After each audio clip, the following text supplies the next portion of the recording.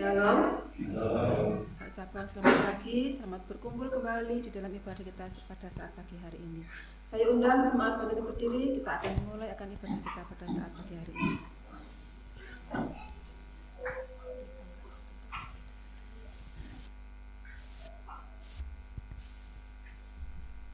Pertolongan kita adalah dalam nama Tuhan yang menjadikan langit dan bumi, yang memelihara kesetiaannya sampai selama-lamanya dan tidak meninggalkan perbuatan tangannya.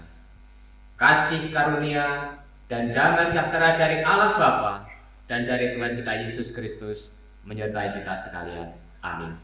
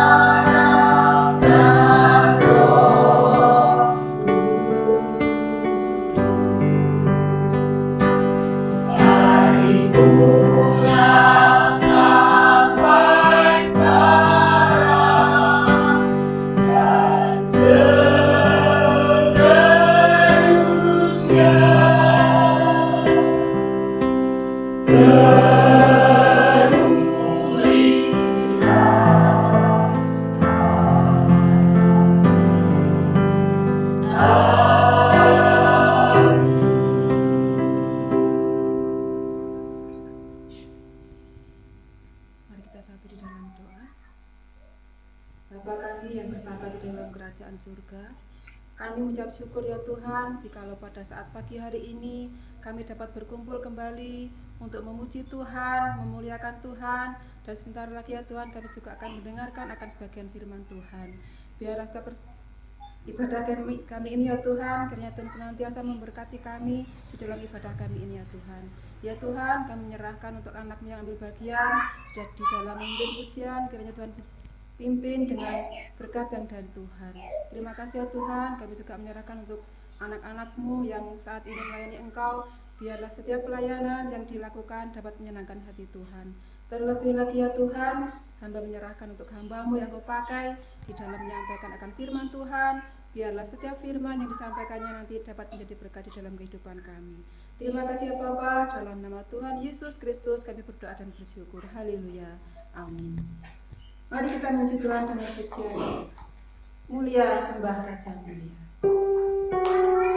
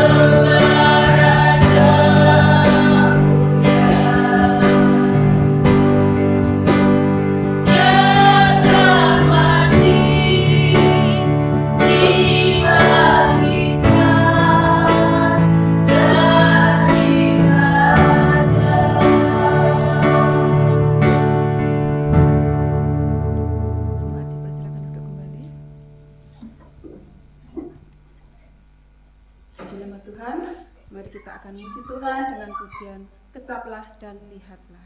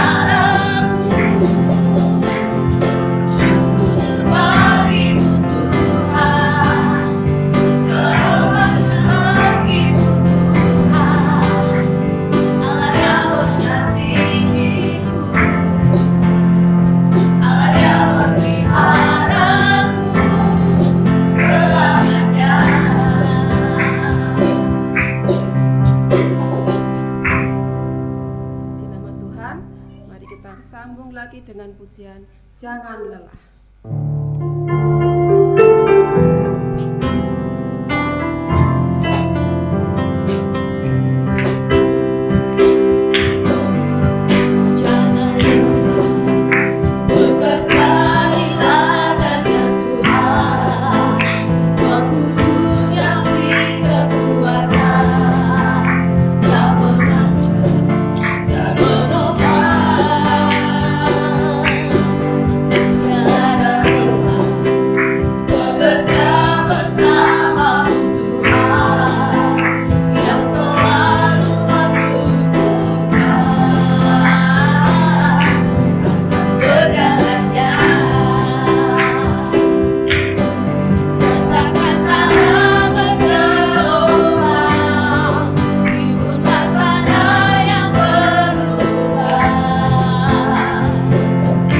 Berjari siap di bahu, di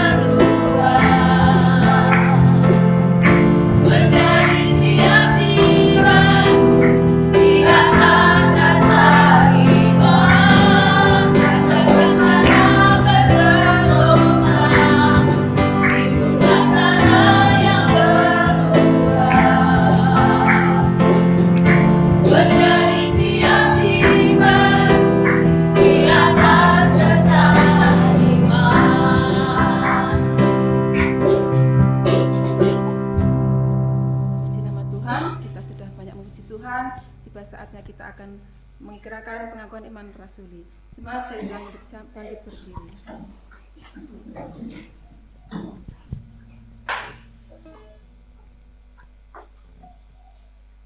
Pengakuan iman rasuli.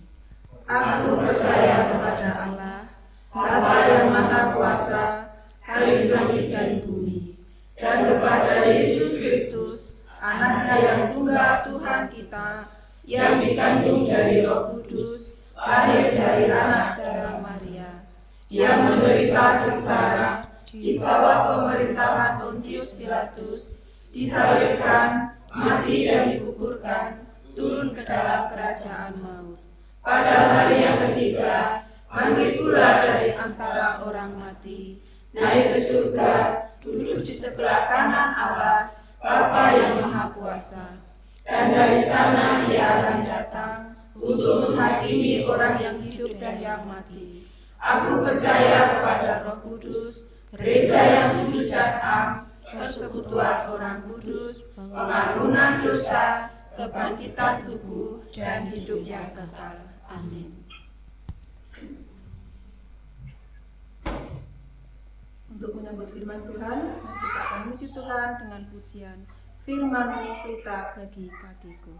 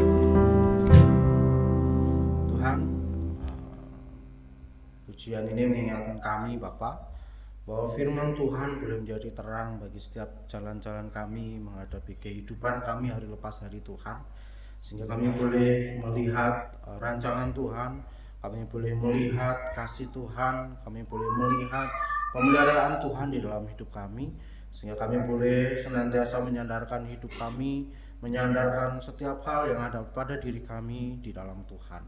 Bapa, sekali lagi Tuhan, ajarlah kami menjadi anak-anak-Mu di dalam terang, anak-anak yang terang Tuhan, dan hidup di dalam terang kasih Tuhan. Kami percaya Bapa, mungkin di dalam hari-hari kami menyimpang dari terang kasih Tuhan, tetapi ingatkanlah kami untuk kembali ke jalan yang terang Tuhan, sehingga firman-Mu yang kami pujikan, pujian yang kami pujikan boleh senantiasa mengingatkan kami bahwa Tuhan mengasihi kami. Dan sebentar bila kami belajar kebenaran firman Tuhan, Bapa, kiranya kami boleh senantiasa diingatkan oleh Tuhan, boleh senantiasa firman Tuhan menjadi pedoman dalam hidup kami, firman Tuhan menjadi penuntun jalan kami, dan kami bukan hanya sekedar mendengar, bukan hanya sekedar membaca, bukan hanya sekedar merenungkan Tuhan, tetapi menjalani firman Tuhan itu dalam kehidupan kami hari lepas hari, dan firman itu menjadi kebiasaan kami Tuhan, dan firman itu tinggal di dalam hati kami, dan terlebih lagi buah di dalam kehidupan kami hari lepas hari. Terima kasih Bapa, kami serahkan pembacaan firman Tuhan, perenungan firman ini dalam tangan pengasihan Tuhan Yesus Kristus. Amin. Silakan duduk.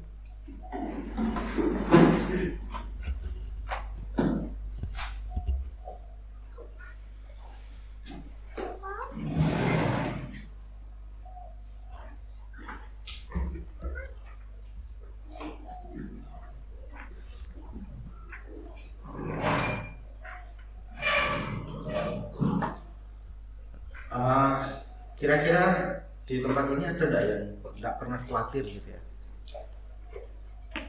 Ada enggak ya? Yang enggak pernah khawatir. Wah mas, aku enggak pernah khawatir kok. Ngapa? Semuanya sudah tersedia, ngapain khawatir gitu. Ada enggak kira-kira? Wah enggak pernah khawatir sama sekali. Mungkin anak-anak ya enggak pernah khawatir, karena dia berharap, bukan berharap sih, anak-anak kecil mungkin enggak pernah khawatir karena dia pikir orang tuanya itu punya segala hal. Ketika dia minta sama orang tuanya bisa. Kalau anak-anak seusia anak gitu, usia 5, 4 tahun, 6 tahun sampai 6 tahun itu berharap orang tuanya itu bisa memberikan segala sesuatu bagi dia. Jadi enggak khawatir, anak-anak enggak khawatir besok mau makan apa gitu. Enggak khawatir, wah, mana ini ada beras enggak. Ada yang anaknya kira-kira usia 6 tahun itu tanya, "Ma, ada besok makan apa? Ada beras enggak?" gitu. Ada enggak kira-kira? Enggak ada. Dia pokoknya dia dikasih makan, kalau cocok mau, kalau enggak cocok enggak mau gitu ya. Kalau enggak mau makan, yang bingung kan orang tuanya, bukan anaknya. Anaknya enggak khawatir, mau enggak mau makan ya sudah, paling lapar dia. Orang tuanya bingung. "Loh, anakku enggak mau makannya apa ini?" gitu ya. Kadang-kadang beri obat cacing lah. Kira-kira jangan-jangan cacingan ini, atau wah ini karena harus diberi penambah nafsu makan ya supaya makan banyak dan gemuk. Anaknya enggak khawatir, tapi orang tuanya khawatir lah anaknya enggak suka makan. Nah, mari kita buka di dalam Matius pasal 6. Sebenarnya ini saya ikut di bukit, jadi di area awal, cuman enggak tahu karena kemarin terlintas dalam pikiran saya itu ya ini.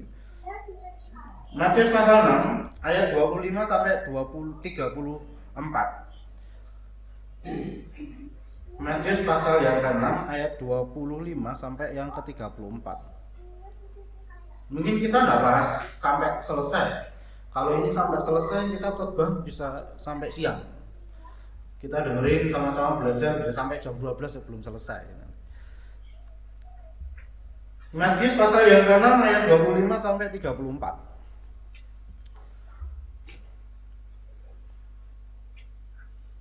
Firman Tuhan, "Karena itu aku berkata kepadamu, janganlah khawatir akan hidupmu, akan apa yang hendak kamu makan atau minum, dan janganlah khawatir pula akan tubuhmu, akan apa yang hendak kamu pakai. Bukankah hidup itu lebih penting daripada makanan, dan tubuh itu lebih penting daripada pakaian? Pandanglah burung-burung di langit yang tidak menabur dan tidak menuai dan tidak mengumpulkan bekal dalam lumbung, namun diberi makan oleh Bapamu yang di surga. Bukankah kamu jauh melebihi burung-burung itu? Siapakah di antara kamu yang karena kekhawatirannya dapat menambahkan sehasta saja dalam jalan hidupnya? Dan mengapa kamu khawatir akan pakaian? Perhatikanlah bunga bakung di ladang yang tumbuh tanpa bekerja dan tanpa memintal. Namun aku berkata kepadamu, Salomo dalam segala kemegahannya pun tidak berpakaian seindah salah satu dari bunga itu. Jadi, jika demikian Allah mendandani rumput di ladang yang hari ini ada dan besok dibuang ke dalam api, tidakkah ia akan terlebih lagi mendandani kamu, wahai orang-orang yang kurang percaya? Sebab itu janganlah kamu khawatir dan berkata, apakah yang akan kami makan? Apakah yang akan kami minum? Apakah yang akan kami pakai? Semua itu dicari bangsa-bangsa yang tidak mengenal Allah. Akan tetapi Bapamu yang di surga tahu bahwa kamu memerlukan semuanya itu. Tetapi carilah dahulu kerajaan Allah dan kebenarannya, maka semuanya itu akan ditambahkan kepadamu. Sebab itu janganlah kamu khawatir akan hari esok, karena hari besok memuncai kesusahannya sendiri. Kesusahan sehari cukuplah untuk sehari. Amin, firman Tuhan. Nah, saya teringat satu lagu gitu ya. Anak-anak itu kadang dulu sering mendengarkan, sekarang itu jarang mendengarkan lagu itu. Satu lagu yang mengisahkan dua hewan yang berbeda. Kalau nanti searching di YouTube gitu ya. The ant and the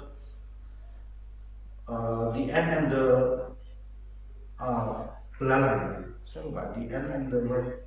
Dia bercerita seekor belalang dengan semut. Jadi ketika musim panas, karena kita tidak kenal musim panas ya, kita cuma kenalnya musim hujan dan musim kemarau. Ini ketika musim panas, belalang ini suara santai karena dia berpikir makanan ada banyak, ngapain saya bingung gitu ya. Dia santai-santai gitaran, kalau di videonya gitu ya, santai-santai gitaran bisa di atas daun, di atas batu gitu ya. Dia lihat semut itu bekerja keras. Dia ngejek semut, semut, ngapain kamu kerja keras? Ayo kita nyanyi sama-sama, kita senang-senang sama-sama gitu ya. Kita bahagia sama-sama. Tapi semut itu tidak hiraukan, dia tetap bekerja gitu ya. Si belalang ini tetap menyanyi di samping semut yang bekerja itu ya. Lalu lagi ngajak, ayo kita nyanyi lagi, ngapain kamu capek-capek kerja? Karena melimpah. Satu kali tibalah musim dingin, semua tempat diselimuti oleh salju. Belalang sejauh yang saya tahu kan makanannya daun. Ketika musim dingin, tidak ada daun-daun sama sekali. Kedinginan, bersih semut ini membangun rumah, belalang itu enggak gitu. Nah, dia kedinginan sekali, akhirnya dia jalan-jalan ke tempat si semut ya, ketok pintu. Diketok lagi, gitu ya. Dia buka sen. Belalang bilang, tolong, aku kedinginan, aku lapar gitu. Aku kedinginan, aku lapar. Si semut ini sewantai di dalam rumahnya. Mereka membuat bara api, persediaan makannya banyak gitu ya. Terus akhirnya si belalang ini ditolong oleh semut. Masuk ke dalam rumahnya, dikasih makanan, itu ceritanya kan. Cerita di dalam lagu itu. Kemudian muncul kembali ke musim panas, akhirnya belalang itu bekerja keras mengumpulkan makanan. Nah, dari lagu ini saya berpikir, menyimpulkan ternyata ada baiknya juga kita khawatir. Karena di awal kan saya tanya, ada enggak yang pernah khawatir gitu kan. Ternyata enggak ada. Saya kalau ditanya pernah khawatir, oh ya sering gitu. Bahkan saking khawatirnya itu kadang-kadang anak main di sana itu, saya sambil operator saya liatin anak itu di jalan itu aman enggak gitu. Saya khawatir gitu. Tadi main di jalan saya samperin, boleh di jalan gitu. Kenapa kekhawatiran? Kalau kita enggak punya khawatir, itu malah baik. Tapi kalau khawatir kita berlebihan, itu lebih bahaya lagi. Nah, misalnya begini, kita berarti tidak boleh khawatir dong gitu kan. Firman Tuhan kan bilang, janganlah kamu khawatir.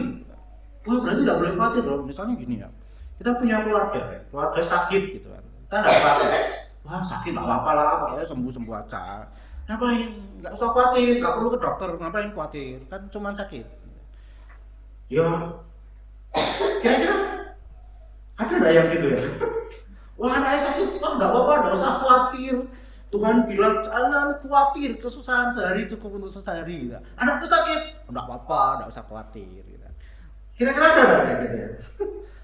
Berarti kalau sudah kayak gitu, berarti dia peduli sama anaknya. Kenapa? Wah istri atau suami sakit, wis nggak apa-apa lah, cuman sakit aja kok. Cuman sakit aja nggak apa-apa. Nggak apa-apa, nggak usah khawatir. Oh, paling juga sembuh. Tuhan bilang jangan khawatir. Apakah seperti itu? Ya, khawatir. Enggak. Terkadang kekhawatiran kita itu membuat kita itu jadi kreatif ya. Jadi kekhawatiran kita itu membuat kita jadi berpikir wajar. Misalnya aku berdagang ini, terus kayaknya dagangku banyak. Aku enggak khawatir lah, santai aja. Yo tutup kan dagangannya. Nggak apa-apa lah, orang sana urus orang sana, nggak usah khawatir, dagang rezeki masing-masing gitu kan. Wis pokoknya aku begini ya begini. Selesai. Kenapa banyak orang yang tutup dagangan, tutup karena apa? Dia pikir, wah nggak apa-apa, ada saingan, nggak usah khawatir, aku baik gitu ya. Ya sudah, akhirnya lama-lama tutup. Jadi kekhawatiran itu oh gimana ya saya harus berkembang lebih baik lagi. Gimana ya saya harus meningkatkan kualitas apa yang saya kerjakan supaya apa? Saya lebih baik gitu. Kenapa? Karena kekhawatiran kadang membuat kita jadi kreatif lebih panjang. Banyak dulu kayak taksi ya, apa Uber dulu berpikir online itu enggak efektif gitu ya. Apa ini? Sekarang Bluebird masuk ke jaringan online, taksi online.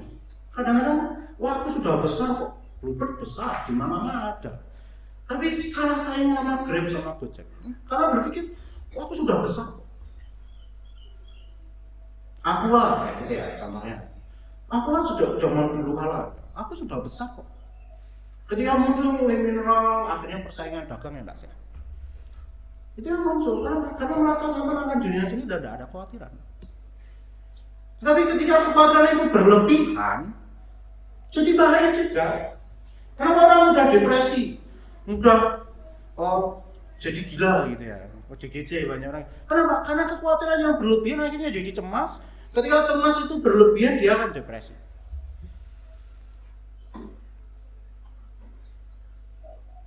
Nah, kadang akhirnya ke obat-obatan gitu, mengatasi kekhawatirannya itu. Nah, Bapak Ibu dan Saudara yang Tuhan, kita diajar janganlah khawatir. Bukan berarti kita tidak boleh khawatir sama sekali. Misalnya, kenapa sih BPJS ada gitu ya? Kayak asuransi ada. Orang khawatir akan hari depan. Kenapa kita bekerja?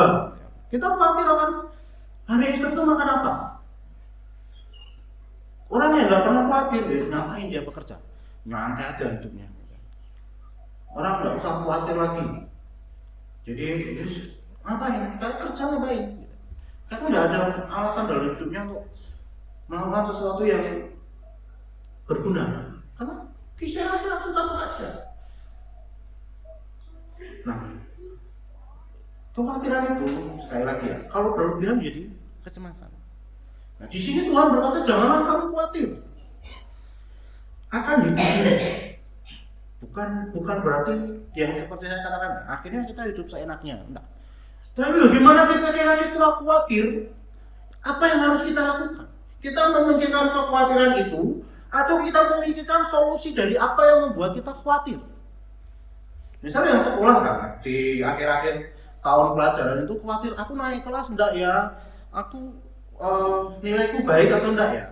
Kalau selama dia sekolah enggak mau belajar baik-baik, enggak mau ngerjakan tugas-tugas, ya jangan berharap nilainya baik. Itu akan ketika ujian, wah aku mati-matian belajar malam-malam, Tuhan kiranya Tuhan memampukan saya untuk mengerjakan ujian besok, tapi tidak mau belajar.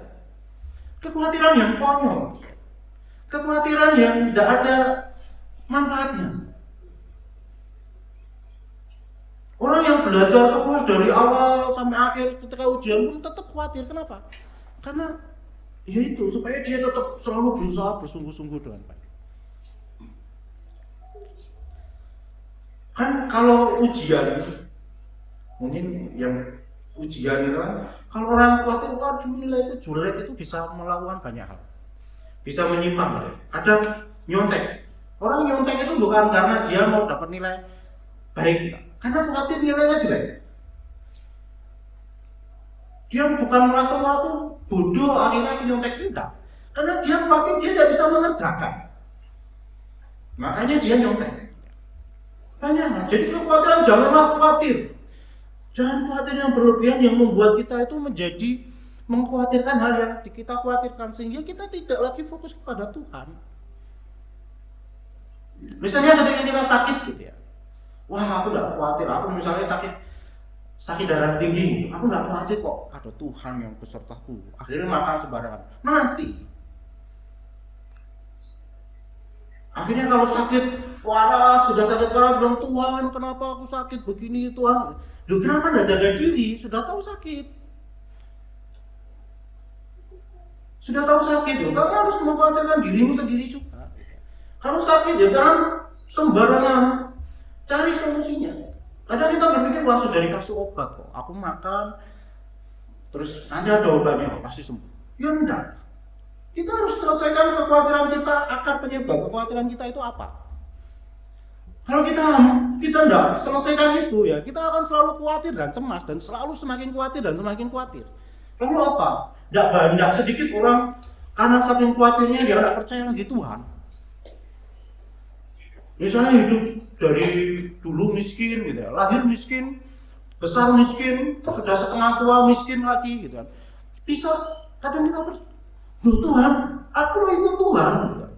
Karena khawatir, aku mau makan apa lagi gitu. Aku mau ikut Tuhan, tapi kok selama ini enggak berubah hidupku gitu. Makanya daerah kok kesanalah supaya apa?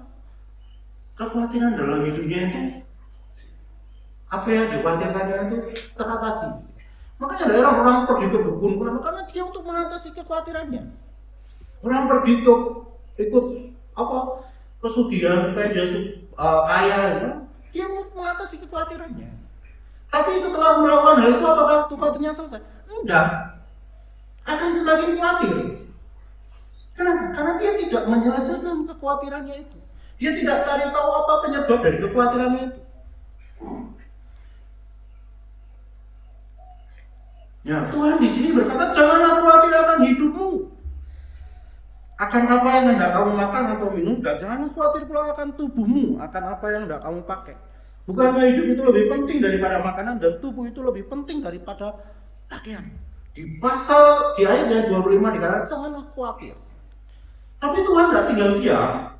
Di ayat 26 sampai 29, bagaimana Tuhan menyatakan, lihatlah, pandanglah burung-burung di langit yang tidak menabur dan tidak menuai dan tidak mengumpulkan bekal dalam lumbung, namun diberi makan oleh Bapamu yang di surga. Saya selama hidup saya tidak pernah lihat burung itu nanam padi. Tidak tahu ya, mungkin Bapak Ibu lihat ya. Tidak pernah lihat burung itu menanam, tapi panen. Pernah lihat burung pipit menanam padi di sawah gitu, ikut nyampur gitu. Enggak, tapi ikut panen kan? Sampai petaninya kasih tunggulah di sawah, kasih bunyi-bunyian supaya tidak dipanen duluan sama burung kan? Kasih jaring. Kalau kita pikir wah burung itu mencuri, enggak, burung enggak pikir burung itu mencuri. Dipelihara Tuhan. Apakah yang dimakan burung akan habis semuanya? Enggak juga. Bersisa. Kayak di pepaya di sebelah rumah, di depan rumah itu matang buahnya karena sudah tinggi, malas manjat, akhirnya dimakanlah burung dan sodot lah. Ya sudah dinikmati aja, waduh aku tidak kebagian ini gitu. Dimakan gitu. Kadang Kadang itu kita mengkhawatirkan hal-hal hari esok itu secara berlebihan sehingga membuat kita itu memiliki rasa cemas gitu ya. Apa sih besok? Saya harus ngapain sih besok? Kira-kira besok itu seperti apa ya gitu. Itu yang tidak mau Tuhan ada dalam diri kita. Kita boleh khawatir. Kita boleh khawatir, boleh. Tetapi kekhawatiran itu kita bawa di dalam Tuhan dan membuat kita itu memiliki banyak peluang. Membuat kita itu berpikir lebih maju, berpikir kreatif dan merencanakan segala halnya itu dengan matang begitu ya. Maksudnya begitu. Supaya kita punya planning, apakah yang kita pikirkan, kita rencanakan itu semuanya akan berhasil seperti apa yang kita bayangkan? Enggak. Enggak selalu. Ada hal-hal yang kita tidak bisa prediksi begitu. Itulah muncul asuransi kita. Kenapa BPJS ada? Asuransi ada. Apakah kita akan, kalau kita sudah asuransi, misalnya asuransi kesehatan itu BPJS gitu, akhirnya kita hidup seenaknya. Sudahlah, ada tiang tinggi tak tuabrak biar sakit, nanti masuk rumah sakit kan di cover BPJS. Kan enggak gitu loh. Siapa yang mau sakit?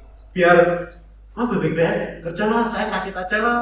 Kan toh nggak khawatir saya ada BPJS yang menanggung. Kan enggak. Oh, ada asuransi jasa marga di jalan tak tuabrakan aja supaya dapat. Kan yo enggak. Untuk jaga-jaga. Nah, di sini kan kekhawatiran itu Tuhan ajarkan kita khawatir boleh, tapi kekhawatiran itu jangan membuat kita menyimpang dari Tuhan. Kekhawatiran itu jangan membuat kita melupakan Tuhan. Saking khawatirnya kita lupa kalau kita punya Tuhan. Saking khawatirnya kita lupa kita harus datang kepada Tuhan. Kadang-kadang kita minta jalan pintas kan karena kekhawatiran itu ya. Misalnya kita mau buat SIM, waduh aku khawatir buat SIM nggak masuk, nggak lulus ya, ujian SIM susah katanya gitu. Wah harus begini harus begitu, aku khawatir ini nggak dapat SIM, repot ini. Ya sudahlah, jalur cepat gitu ya. Ada calon SIM, ya sudah daripada aku khawatir akhirnya kalau sudah lulus pokoknya datang habis kamu bayar sekian dapat SIM gitu. Kan kadang-kadang enggak apa-apa, kita pikirnya kan enggak apa-apa, daripada aku nanti nggak lolos terus kemana-mana nggak ada SIM, nggak apa-apa lah jalur itu. Kita berpikir kadang karena biasa dilakukan orang dan kita lakukan itu.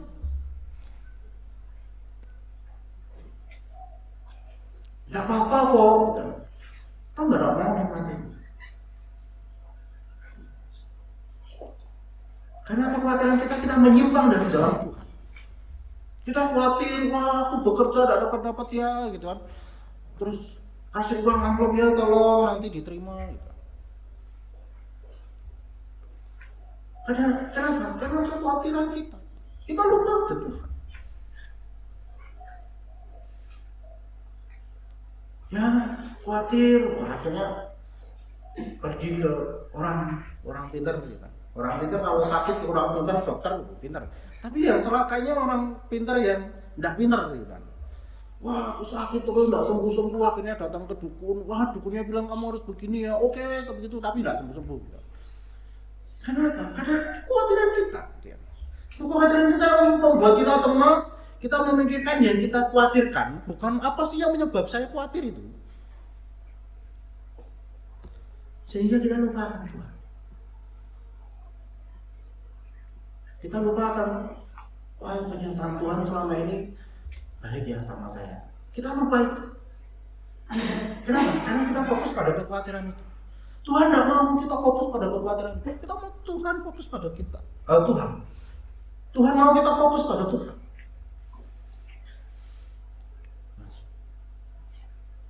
Bukan berarti sekali lagi ya, wah kamu selalu khawatir, itu enggak rohani. Kalau orang yang selalu khawatir itu harus dikhawatirkan. Tiap duduk khawatir, wah jangan-jangan atap rumah saya jatuh ya gitu. Kalau tiap duduk dia khawatir, itu perlu dikhawatirkan. Jangan-jangan dia mengkhawatirkan, harus dibawa ke dokter. Tapi kalau kita khawatirnya wajar, wah besok anakku kecil-kecil mau besar sekolah di mana ya, sekolah yang baik di mana ya, biaya sekolah mahal itu. Kita akan memacu orang untuk bekerja lebih keras dan mencukupi dari kekhawatiran. Jangan Tuhan harapkan. Lihatlah pandanglah burung pipit yang tidak menanam tapi dia ikut menuai. Tuhan pelihara. Di dalam kekhawatiran kita, di dalam setiap hal yang kita ada, di dalam setiap hal yang kita jalani, kita rasakan, entah itu hal yang sedih, hal yang membahagiakan, bahkan setiap permasalahan yang kita hadapi, kekhawatiran yang kita hadapi, ada rencana Tuhan, ada pemeliharaan Tuhan di situ. Bahkan burung rumput yang hari ini hidup terus disemprot besok mati aja Tuhan pelihara. Waktu dari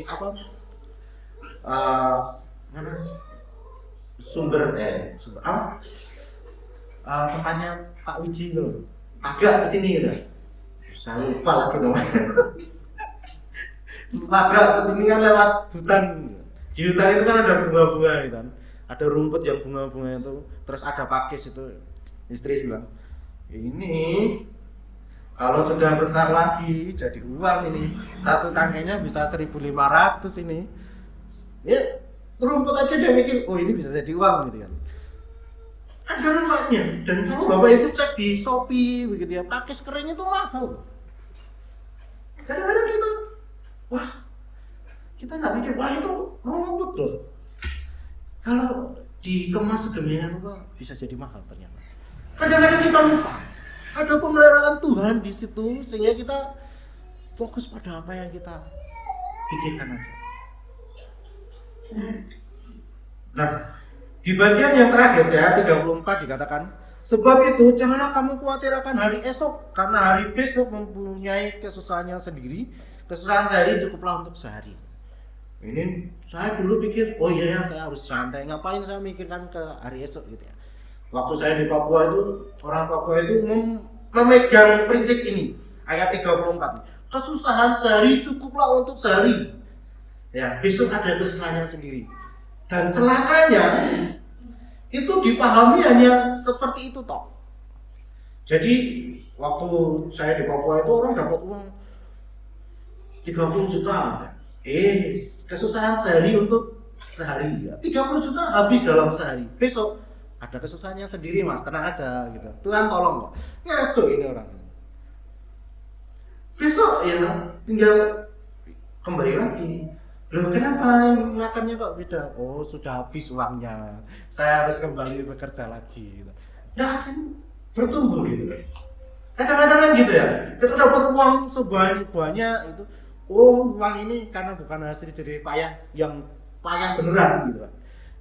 Kadang-kadang kayak jackpot gitu ya, kayak arisan muncul, wah dapat arisan gitu. Sudah tiba-tiba langsung dibelikan apapun habis hari itu, besok ya kenapa ya kemarin tak habiskan uangnya gitu. Kadang-kadang gitu. Maksudnya kesusahan sehari cukup untuk sehari, besok ada kesusahan sendiri, bukan berarti kita harus menghabiskan hari ini dengan kebahagiaan dan menyusahkan hari itu tanpa memikirkan hari esok. Enggak. Kita tidak tahu prediksi hari esok itu ya. Kita tidak tahu hari esok itu ada apa. Tidak tahu esok itu panas atau enggak. Kita mungkin berpikir wah besok itu panas, saya bekerja panas, tidak bawa jas hujan. Karena kenapa hari ini panas, besok pasti panas. Tiba-tiba hujan di jalan. Kita tidak tahu. Maksudnya kesusahan sekarang, besok itu pikirkan, tapi jangan terlalu dipikirkan. Orang kadang memikirkan hari depan, tapi lupa hari sekarang. Wah 10 tahun lagi, apa ya kesusahannya sekarang aja kerja susah, apalagi 10 tahun yang mendatang. Susah sekali. Jadi dia akhirnya nggak akan bekerja, nggak akan melaksanakan itu, dan kesusahan itu akan selalu bertambah. Makanya di awal saya katakan, orang akan merencanakan segala sesuatunya itu ke depan. Kenapa? Supaya ketika besok itu ada sesuatu yang di luar prediksi dari rencananya, dia sudah ngerti, oh saya harus lakukan ini. Kalau di dalam perencanaan itu ada namanya plan A, ada plan B, ada plan C, ada plan D. Kalau di proyek itu kalau dia hanya memikirkan satu rancangan, satu rencana toh, proyek itu ya akan, kalau nggak gagal ya dia akan mundur menjadi lama. Kenapa? Karena dia tidak pikirkan apa yang menjadi kendala-kendala yang akan ada dan bagaimana solusinya. Kalau di dalam satu kegiatan, satu event misalnya kayak konser ataupun karnaval gitu, kalau dia tidak memikirkan rancangan-rancangan yang lain, ketika tiba satu hal yang di luar prediksinya akan bingung. Misalnya ketika karnaval sudah pesan besar itu, tiba-tiba hujan deras gitu kan, akan kucing-kucing, kenapa tidak siap segala sesuatu. Jadi ketika kita mau melaksanakan segala sesuatu, kita rencanakan sedemikian rupa, kita selesaikan apa yang di hadapan kita rencanakan untuk hari esok, dan kita menjalani prosesnya. Kadang-kadang ada orang yang sulit untuk maju. Kenapa? Karena dia selalu memikirkan kesusahan hari esok. Misalnya saya mau dagang, aku mau dagang, tapi banyak yang dagang ya, nanti apa laku ya, nanti apa ada yang beli ya, akan jadi pedagang. Enggak. Nah, dia mau kerja, wah aku mau kerja, lihat orang kerja, wah kerja, aku apa bisa ya kerja di situ, kira-kira nanti enak enggak ya kerja di situ, enggak akan sama.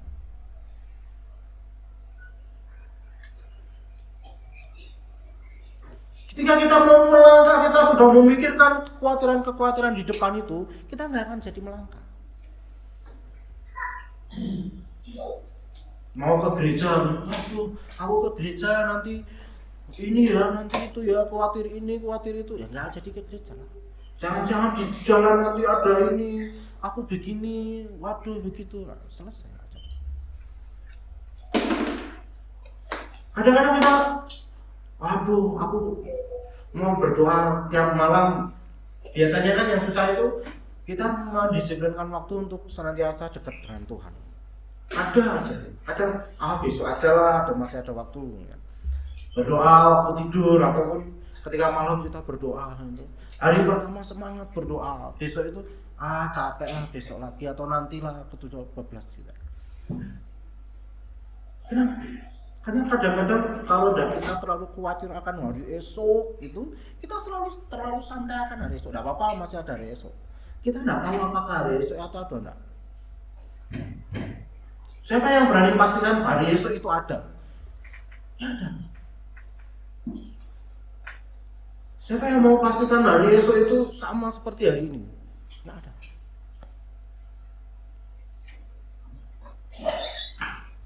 Siapa yang mau pastikan hari esok itu sesuai dengan apa yang saya pikirkan hari ini? Ya ada.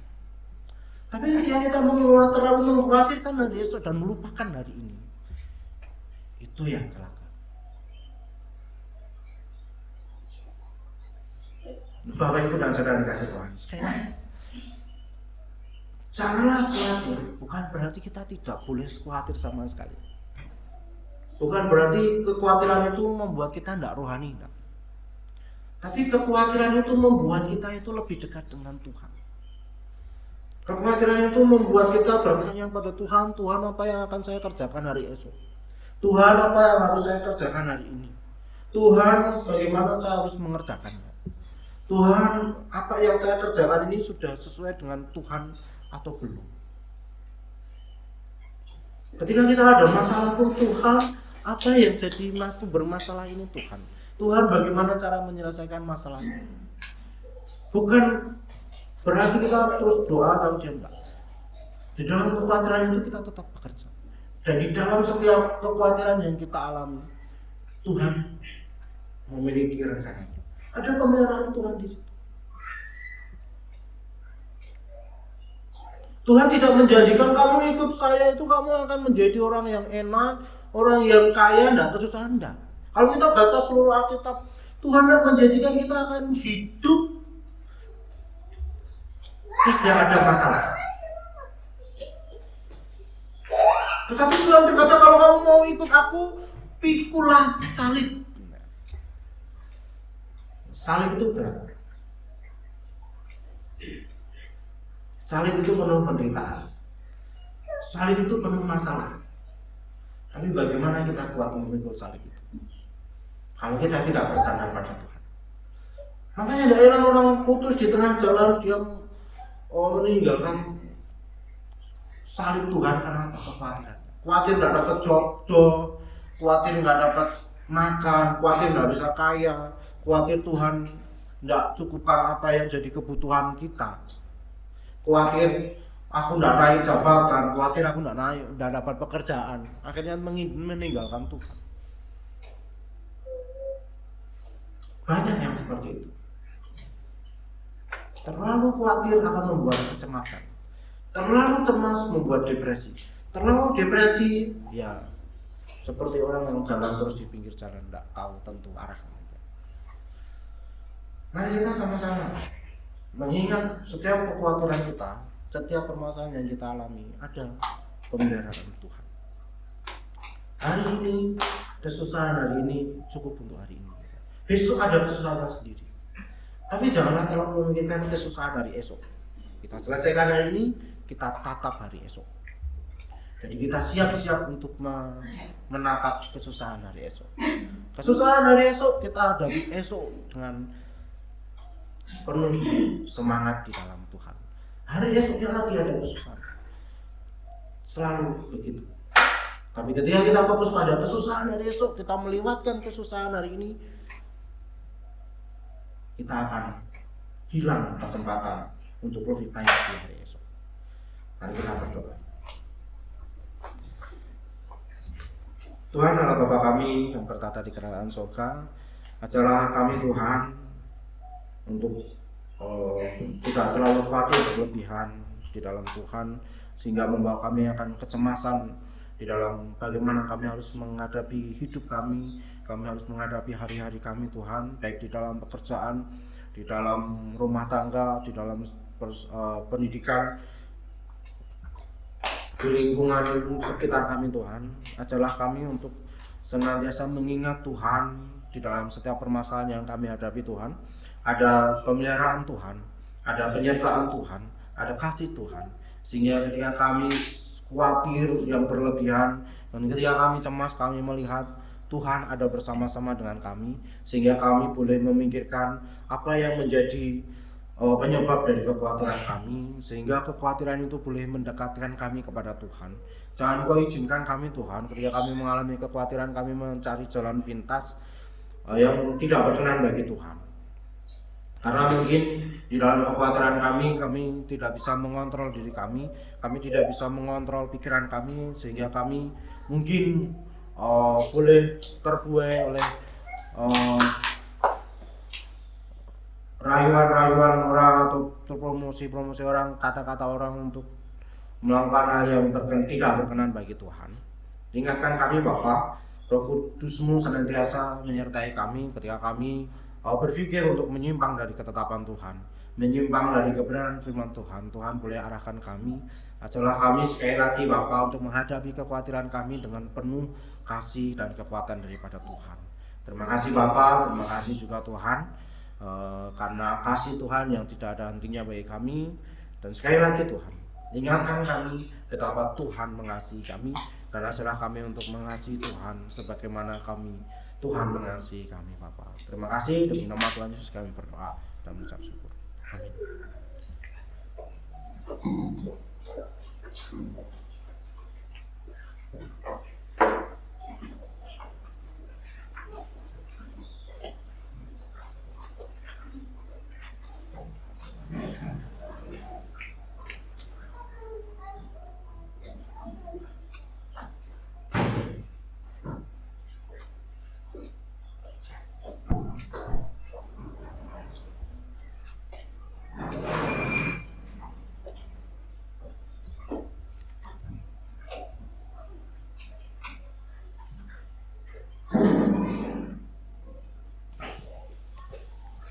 Puji nama Tuhan, kita sudah mendengarkan firman Tuhan, dan biarlah setiap firman yang sudah kita dengar dapat menjadi berkat bagi kita semua.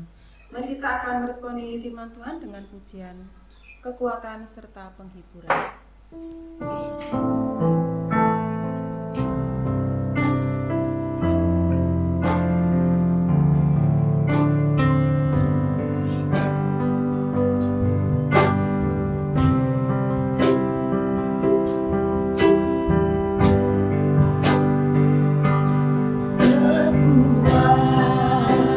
serta penghiburan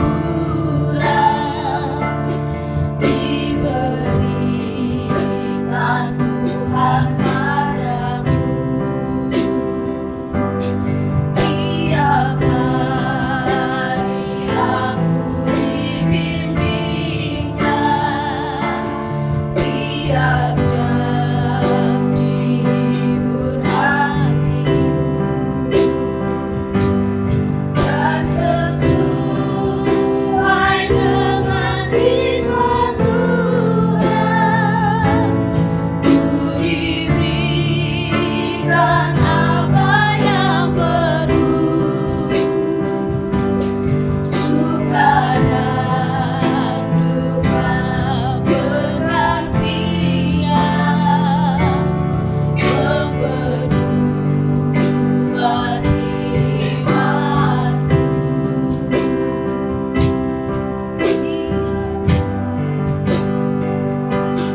Tiap hari aku dibimbingkan, diberi rahmat-Nya tiap jam, diangkat-Nya bila aku jatuh, dihalau-Nya musuhku kejam.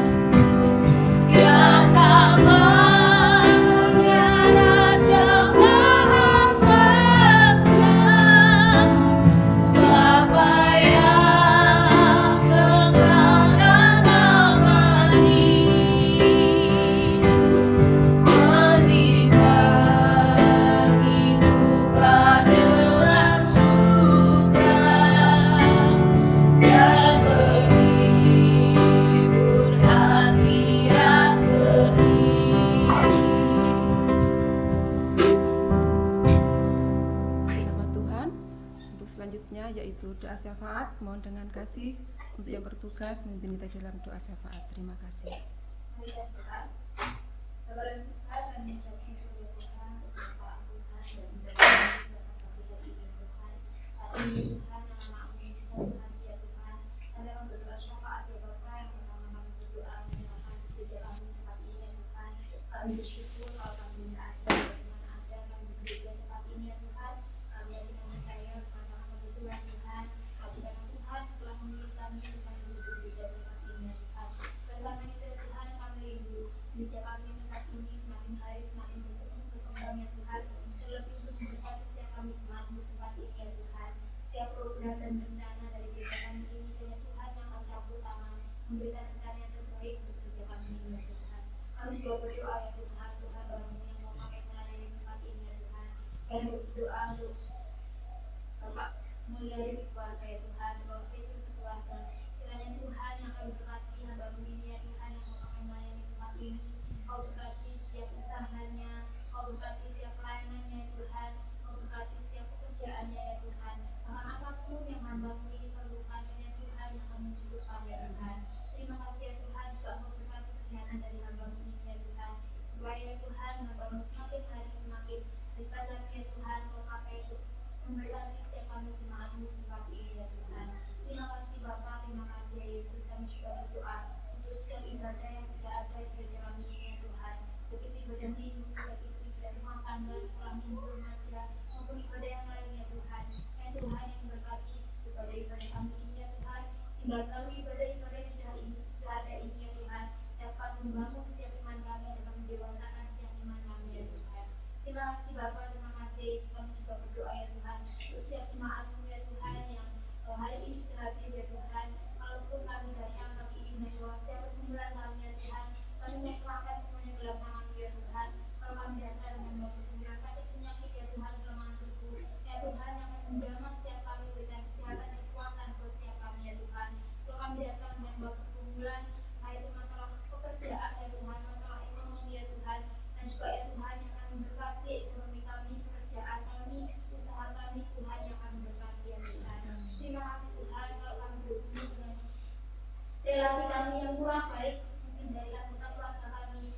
dari teman kami, bahkan dari tetangga kami, dan juga Tuhan yang memberikan kelegaan Tuhan, memberikan kami kerendahan hati, kasih supaya kami bisa mengasihi satu dengan yang lainnya ya Tuhan.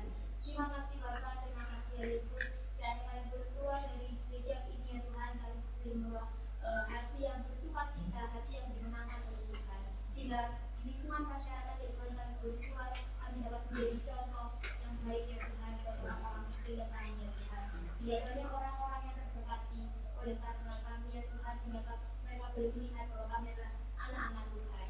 Terima kasih Bapa, terima kasih Yesus. Kami juga berdoa untuk setiap jemaat-Mu ya Tuhan yang saat ini belum bisa datang ke gereja ya Tuhan, dan juga Tuhan yang akan memberkati mereka ya Tuhan. Kalau mereka tidak datang karena mereka sakit, dan juga Tuhan yang akan sembuhkan ya Tuhan. Kalau mereka tidak datang karena mereka ada kesibukan ya Tuhan, kami tidak tahu kesibukan mereka, tapi ya Tuhan, dan juga Tuhan yang akan memberkati mereka seperti Engkau memberkati kami pada pagi hari ini ya Tuhan.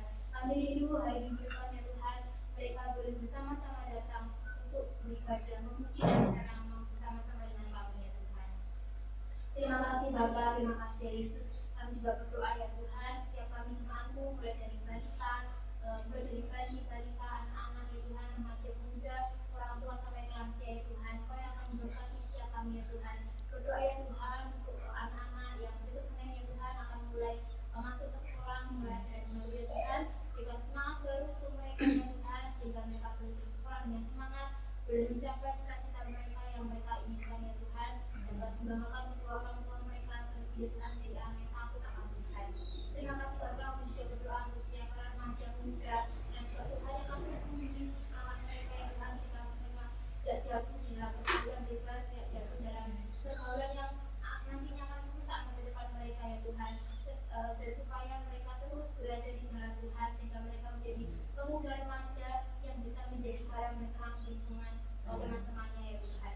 Terima kasih Bapa, kami juga berdoa untuk setiap kami yang bertemu tentang pasangan hidup, dan Tuhan yang akan memberkati ya Tuhan, memberikan pasangan hidup yang sepadan, yang baik, yang takut akan Tuhan, sehingga boleh membangun rumah tangga yang takut akan Tuhan.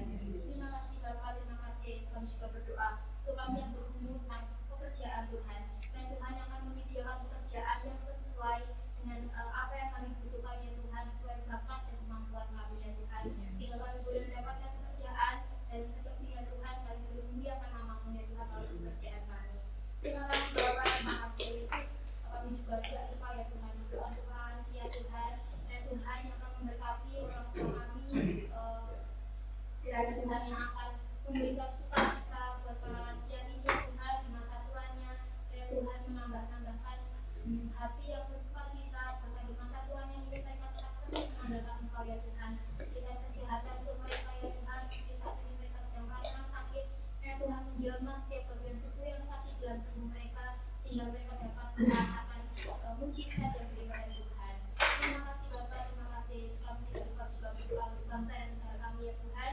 Kami menyerahkan bangsa Indonesia kami ini dalam tangan Tuhan. Berkati para pemimpin kami ya Tuhan, Bapak Presiden kami, Wakil Presiden, para menteri sampai ke jajaran RT RW ya Tuhan. Berikan mereka ya Tuhan sifat yang adil, hikmat dan kebijaksanaan yang daripada Tuhan, sehingga mereka dapat memimpin bangsa kami ini ya Tuhan, takut akan Tuhan, dapat menjadi bangsa dan negara kami ini lebih maju dan lebih sejahtera lagi ya Tuhan. Terima kasih Bapak, terima kasih Yesus. Kami rindu bangsa kami ini menjadi bangsa yang besar, bangsa yang takut akan Tuhan, sehingga nama-Mu yang akan dipermuliakan di atas bangsa kami ini ya Tuhan. Terima kasih Bapak, terima kasih Yesus. Inilah doa dan ucapan syukur kami serahkan hanya dalam nama Tuhan Yesus kami sudah dan syukur. Haleluya. Amin. Amin. Terima kasih untuk Ibu Andi yang sudah memimpin kita dalam doa syafaat. Biarlah Tuhan sendiri yang akan memberkati. Untuk selanjutnya kita akan memberikan yang terbaik buat Tuhan. Kita akan memberikan persembahan, dan kita akan mengiringi persembahan dengan pujian terima kasih Tuhan.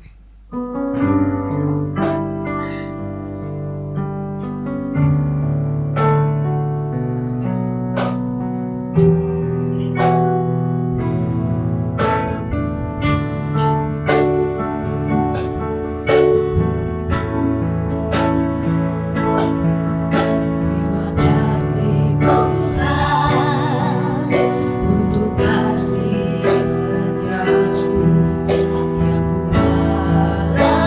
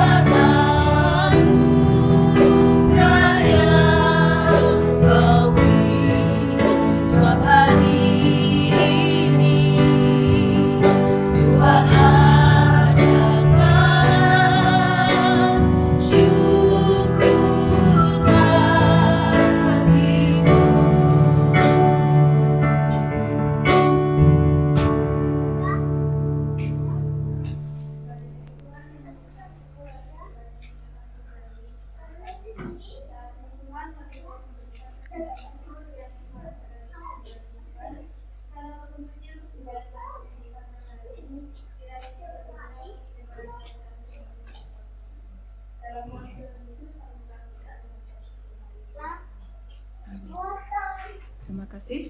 Untuk selanjutnya yaitu Korkat Jemaat yang akan disampaikan oleh Bapak Gembala.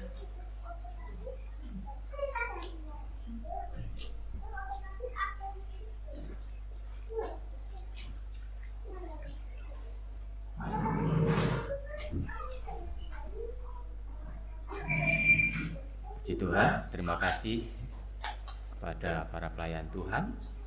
Kiranya Tuhan senantiasa berkati.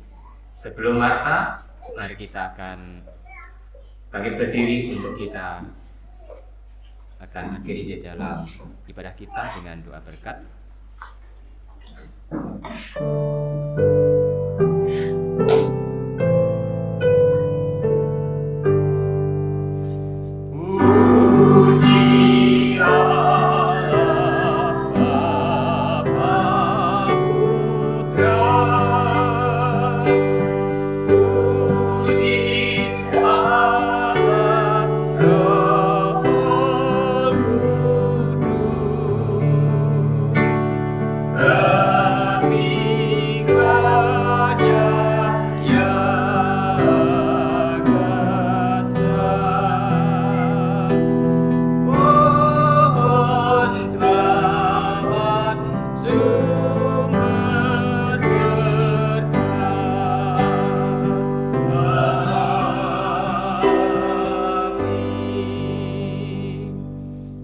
Saudara terkasih dalam Tuhan, mari kita terima berkat dari Allah kita.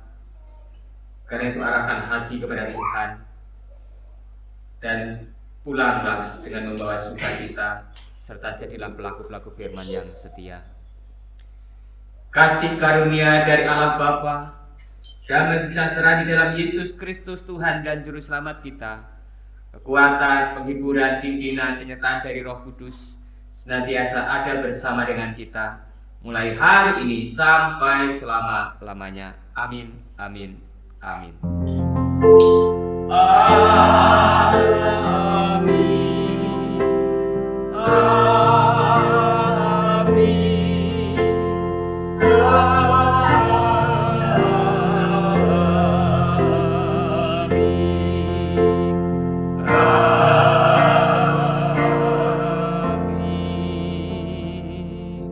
Silakan duduk kembali. Doa teduh. Tuhan Yesus memberkati.